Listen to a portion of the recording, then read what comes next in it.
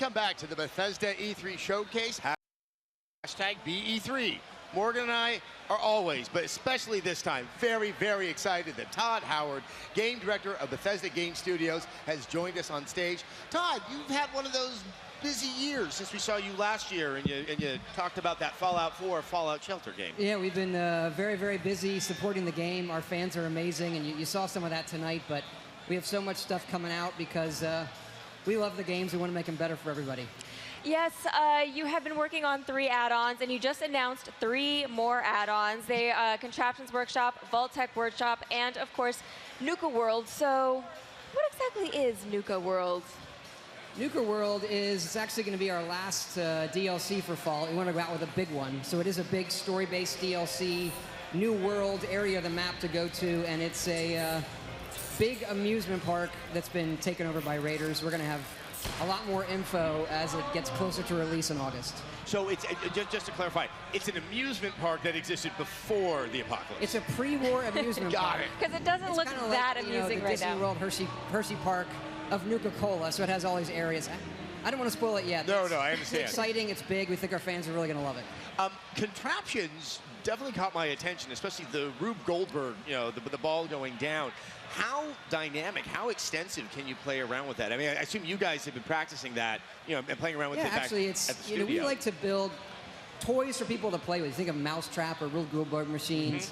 And so Contraptions lets us add a lot of switches, conveyor belts, elevators, and I think what our fans and the people who really like Workshop, what they're going to do with that is going to be pretty incredible. The one thought I had is, when you look at all that metal, and I just know all the aluminum, and I'm like, oh, I got to go out and look for some aluminum. How much resources is it going to require the player to gather to be able to make some of the more elaborate stuff? Obviously, there's some, but we don't want that to be, a barrier to creating this thing you have in your head.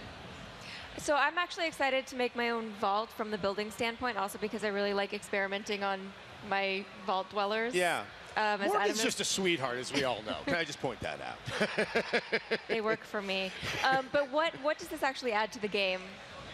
So actually, with the Vault Tech one, it's not just being able to build the vault, but there's actually it's a workshop pack that actually has a quest to it and what it means to run the vault. There's a little bit of story there, and so you can have some fun with the dwellers.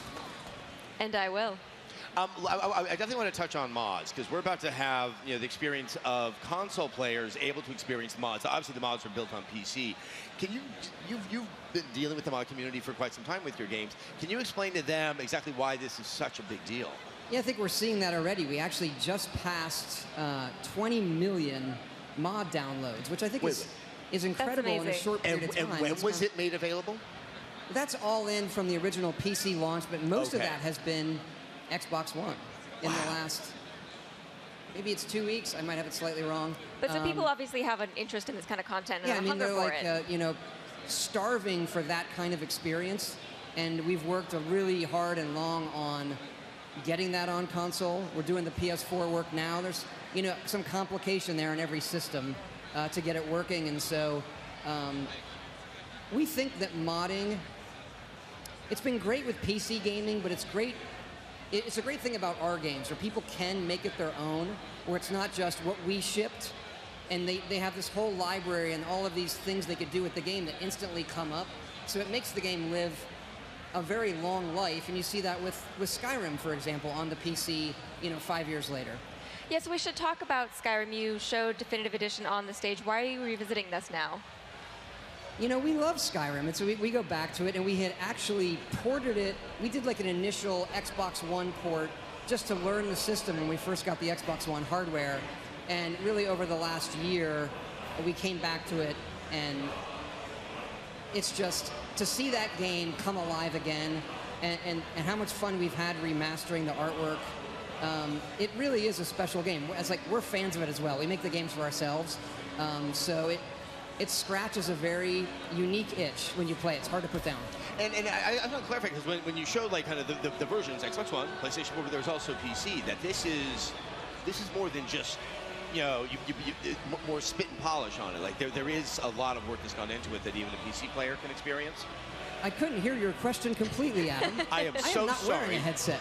I just realized that. We're sort of actually both wondering, like, there's an Xbox version, a PlayStation version, but there's also a PC version. There's an Xbox One version, there's a PS4 version, and then there's a PC version. Now we have, with Skyrim, we have remastered the art, so even the textures are, they're even higher res than the HD pack that we did on the PC. Gotcha. And all of the shader work is much more advanced we had on the PC.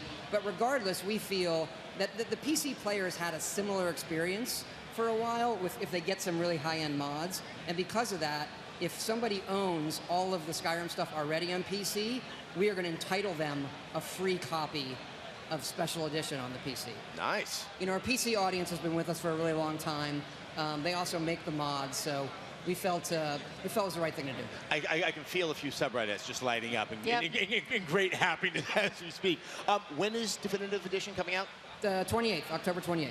Cool. I think we also have a question. Yes, we do. Yes, you want to read it? I will read it to him because I'm closer. Dan2000 from Twitter wants to know, where do you get your inspiration and ideas for the amazing Fallout DLCs? We actually do a thing at the end of each project called a game jam. Let everyone on the team do whatever they want, and they have to add it into the game. And a lot of the folks on the team, they're very, very creative. They come up with great ideas. And it's really something we look at it together and we say, okay, what are the best ideas in this game jam that we want to put into DLC or put into updates? Survival mode, which has been really popular, was a game jam idea that a few of the guys did, and that's really where the ideas come across. The whole team. Great group. Amazing group. All right, let's talk a little bit about Fallout Shelter. Now, you announced it and released it at last year's showcase. How has it been doing for you guys? Amazing experience. We were, last year, we've been busy this year. Last year was crazy leading up to this event where we're announcing and releasing a mobile game on top of Fallout 4, and it's a little weird. We say like 50 million people have played it. That's more people than every other Fallout game combined. So it's a little weird to think that is, there's just so many people. That there might be someone out there playing Fallout Shelter that doesn't know the games that it was actually based on. There's obviously, there's this large group, which is bizarre to think. And so it's been a great experience for us developing on mobile, or a game that has a quicker dev time, lets us update it a lot, is a lot of fun in a different way, something we enjoy. So it's been a great experience, and we're going to do more mobile games in the future. How do the quests work in Fallout Shelter?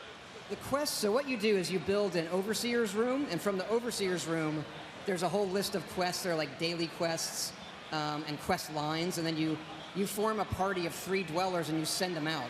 And you saw that in some of the footage where they will find buildings, be able to go into them, they'll meet new characters. So it's a really nice addition to the game and something that we've wanted, we think our players have wanted as well. Now, you have a Fallout 4 VR demo right here. Yeah. What will people experience when they go check that out? Well, for this, we've set people up near the Red Rocket with dog meat. And that really is, we had looked at it for a while. Should we do it, or what should we do with VR? And we had felt, as we were finishing up Fallout 4, it is the perfect game for us to do. Well, we made it, but it's the perfect game for VR, because I think when people think about VR, they want to be in a world. They want to walk around. They want to go anywhere. And so we have a demo here, but it's actually the whole game. If we don't kick someone off it, they can go down to Diamond City. Like, our view is, let's not make like a short version of Fallout 4. The promise is the whole game. And that's what we're going to be doing. It's just, the interface is already on your wrist. You can just pull it up and switch around, playing with the weapons. And it's exciting for us where, even though we've lived in the game, to step it into in VR, it becomes real on another level. And it's one of those things that I hate kind of describing. Oh, no, it's really, really hard to do. I think that's true. It's really true for a lot of VR stuff. Yeah. But this one is really clicked even more than we thought it would.